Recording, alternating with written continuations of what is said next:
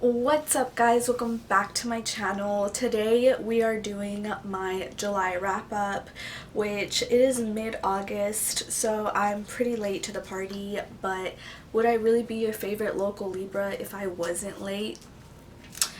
Exactly. July ended up being a really great reading month for me. I read, I think, about 7 books in the month of July, which has not happened this year. I've been really struggling with my reading. I felt super proud of myself and I really enjoyed the books that I did read. So with that being said, we have a lot of books to review, so let's get right into it. The first book that I read was The Lightning Thief by Rick Riordan. This is the first book in the Percy Jackson and the Olympians series. I gave this book a 3 stars. I know this is a very, very popular middle grade series.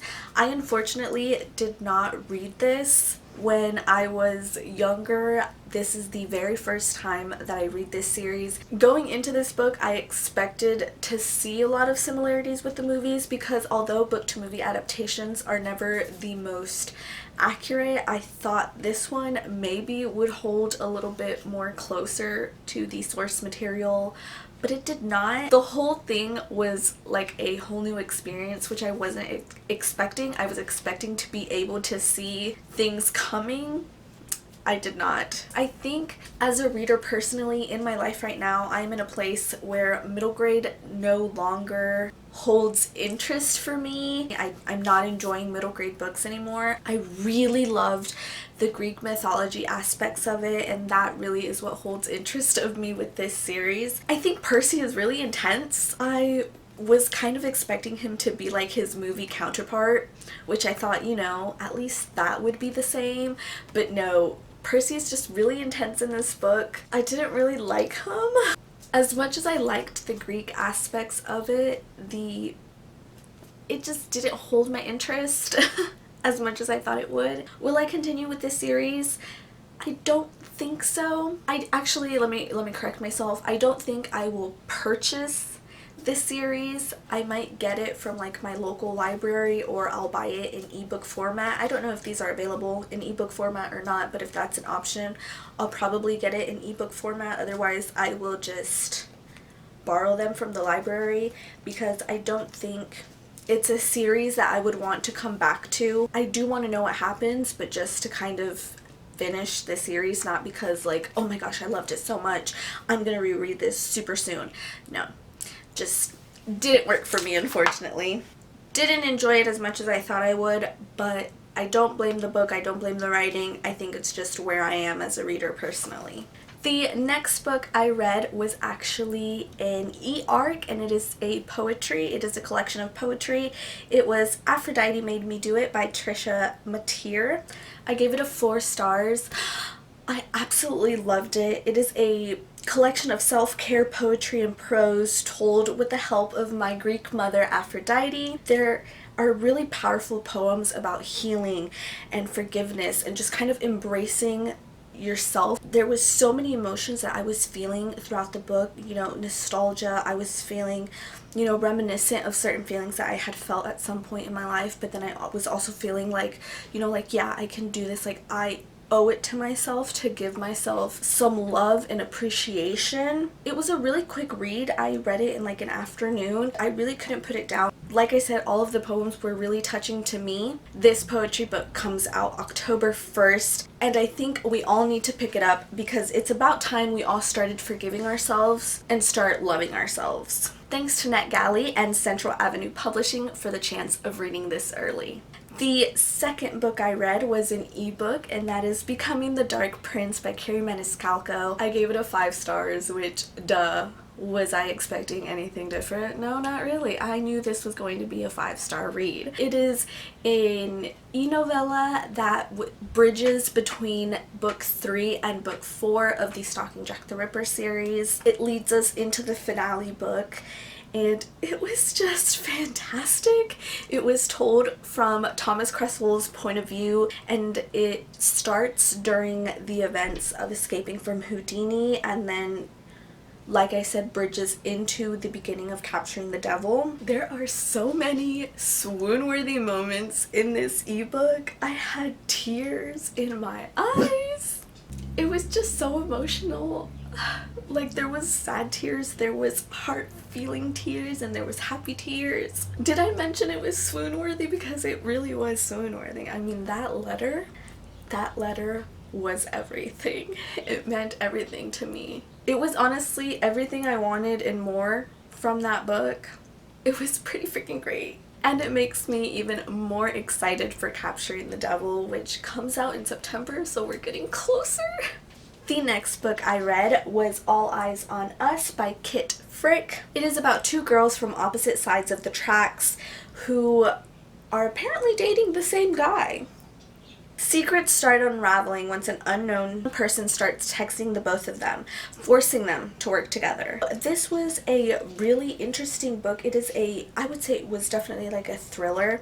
So we have these two girls who are, like I said, dating the same guy, but they're dating him for different circumstances. Like, they both have their own drama and issues that they are dealing with. I will say there are trigger warnings for conversion therapy. Rosalie is a lesbian teenager who was forced into conversion therapy by her parents and by her church.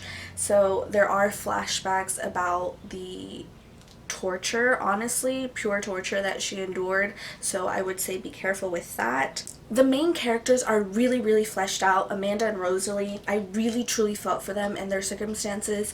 They were both just trying to make it work. They were just trying to make it to tomorrow, trying to just be themselves while dealing with pressures from family. So even though they were two different girls from two different worlds, they actually shared a lot of similarities. With that being said, I also really loved the parallel of we have Amanda, who is your rich girl, society has everything kind of gal, and then we have Rosalie, who is more of like a middle class family, but they still had, that family versus being yourself struggle. The ending twist in this book, I did not see coming. I kind of suspected certain things, but there was one element that really kind of shocked me that I was not expecting. I gave this book a 4 stars. I did feel like it moved a little slow at the beginning, which is why it wasn't a total 5 stars.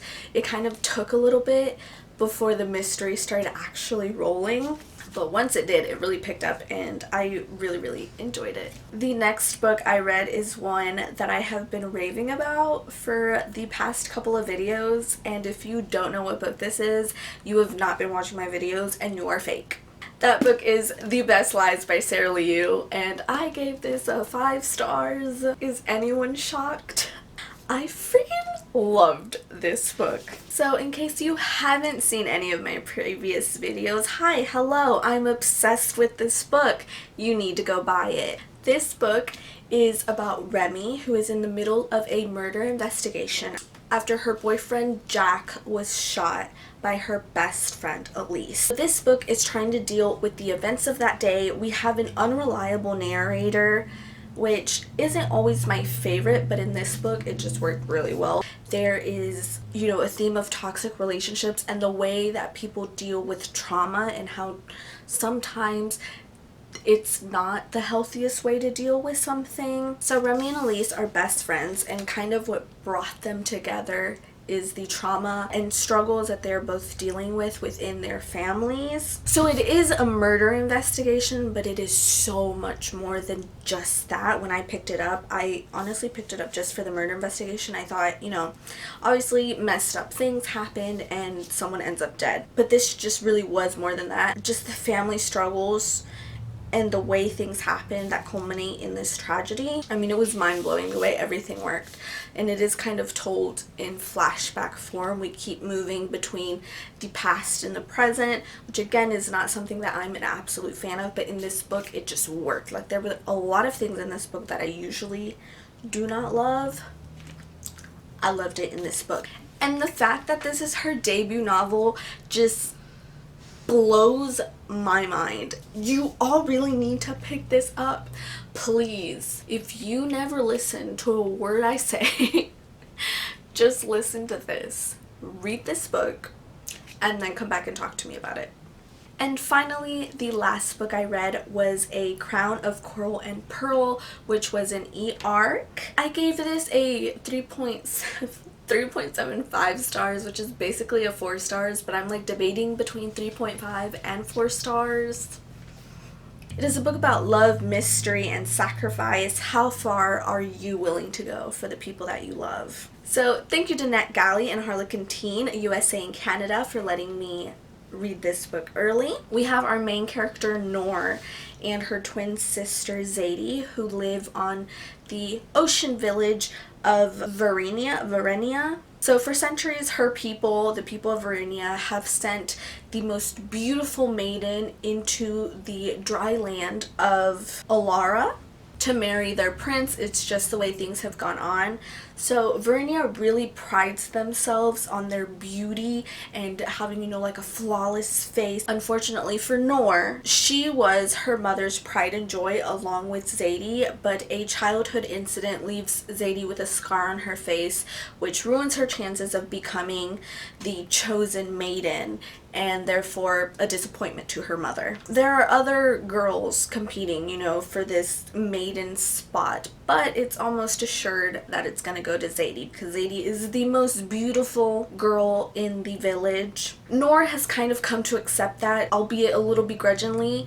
She had wanted to see more, you know, she's never stepped on dry land, never seen a rose. She would have wanted to be the maiden, but understands that it's not going to be her and is happy that it's going to be her sister. But after a freak incident, Noor is left without a choice and has to go to Alara pretending to be her sister, and then a whole bunch of secrets unravel there. She realizes things that could hurt her people as well as the people of Alara, and it's kind of a race to get the word out. I really enjoyed the book. I think the world building with Verenia was really well done. I really love the sibling relationship aspect. That was done really well. For a second, I thought it was going in a different direction. I thought, oh my god, you know, twin sisters competing for a spot. This is just going to turn messy and ugly, which I have seen before in other books. But no, there was just this pure connection between the two twins that I really, really loved, and I'm glad that they didn't corrupt that friendship. What I didn't like was we spent so much of the book so focused on Verenia and what's happening in Verenia that everything felt kind of rushed once we got to Alara. But I think I've just realized that the author just got word that this will become a series, so there will be a book 2. So maybe that was her plan all along, and next book will focus more on Alara. But I did feel like everything on Alara was really rushed, and there was a big info dump portion at the end, which I didn't really enjoy because it kind of came out of nowhere. It would have been nice if there would have been more foreshadowing or maybe more scenes with Noor finding out certain information, but she didn't know how to put it all together, and then put with the info dump at the end. It would have just felt a little more put together. Also, the characters on Alara again didn't feel as developed. I didn't know them as much as the people on Verenia, which we really went into depth with, which also means that the romance that happens on Alara, I wasn't living for it. But again, there is a book 2. Hopefully that will develop on. Again, this was the author's debut novel. I think she did a really good job. It was a solid debut. I just had a couple of issues with it, which is why I'm still struggling between a 3.5 and a 4 stars. Am I going to continue the series? Probably. I think so. I would like to know what happens in the next book. Those were the 6 books that I read in July. I'm kind of bummed it was at 7. I don't know where I got the number 7 from. Thank you so much for watching. Please give this a big thumbs up if you enjoyed it. Let me know if you've read any of these books or if you plan on reading any of these books, aka let me know when you're gonna go buy the best lies. My name is Elle. I need to read more books, and I'll see you in next time's video.